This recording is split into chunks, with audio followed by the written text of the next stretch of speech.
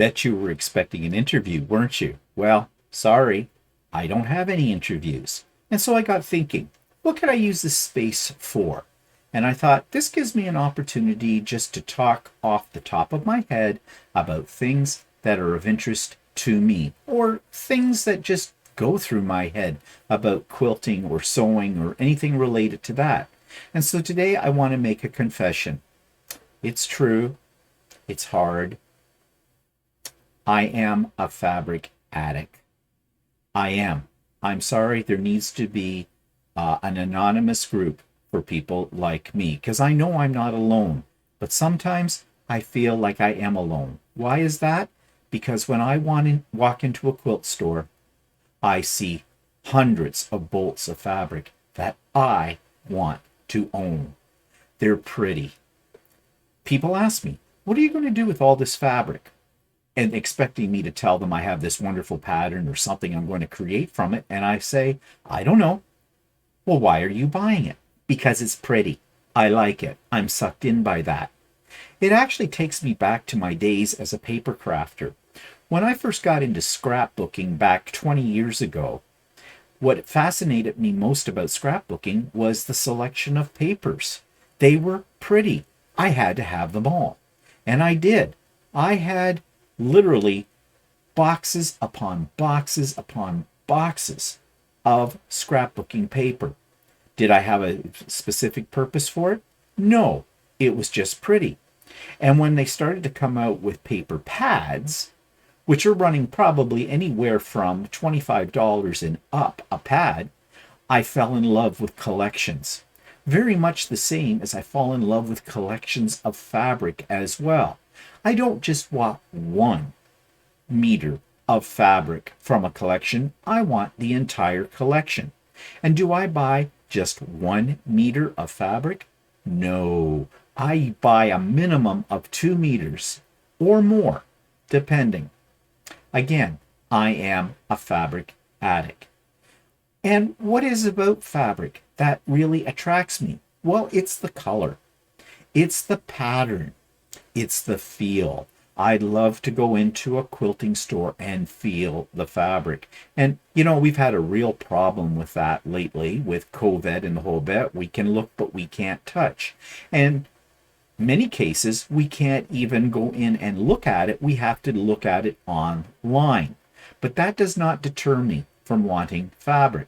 Let me show you my fabric stash, which I know by some standards is probably not that big. But there it is on the bookshelves. These 2 shelves, these baskets are all completely filled up with fabric. These drawers have fat quarters. There's other fabric in here. And there are sets of drawers in my IKEA cutting area that are filled with fabric as well. I have fabric everywhere, and I absolutely love it. I love having it on display because it's easy to find. It's also very colorful. It looks great in my sewing room. Yeah, I have a problem, a real problem. Now, let's talk money. Fabric's not cheap. Where I go to pick up my fabric is my local quilt store, Ultimate Sewing, and her prices are probably the most reasonable of any around. On average, $15 a meter. You can't really beat that. That's regular price. And she has a wonderful selection, and I just love hanging out in that store because the staff are friendly, but it's so pretty. All the fabrics that are there. Yes, I am an addict. So, what will deter me from being this way? Well, I have slowed down. I have slowed down in buying fabric for a couple of reasons. One, I have so much of it. I really need to use that up. Now, you hear people say that all the time. I'm not going to start another project until I've used up all of my stash. Yeah, that doesn't happen. We see a new line of fabric that comes out, gotta have it. It's beautiful. So we never probably get to the bottom of our stash. I saw a sign once that said, she or he who dies with the most fabric wins. Yeah, and that makes me wonder too. When I finally shuffle off this mortal coil, where will all my fabric end up? I'm afraid to think about that.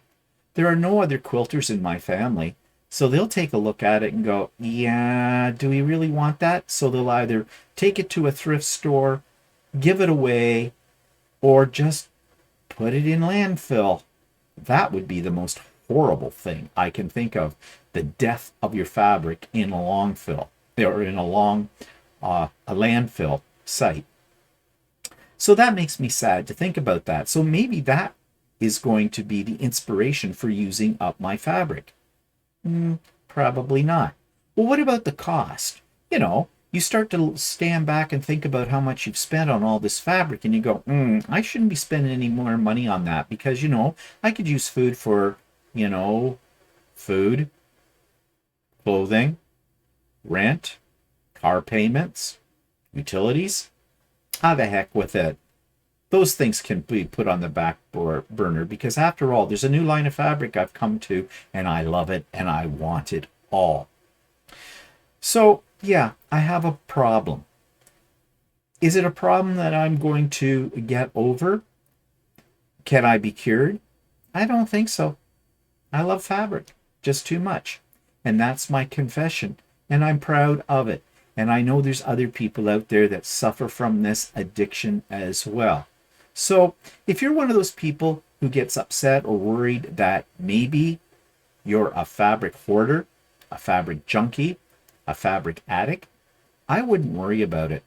If it brings you joy, if it's pretty to look at, if it adds to your home decor, if it's there as potential for someday to turn it into the perfect pattern, then I wouldn't worry about it, because anything that brings you happiness and joy should not be worried about.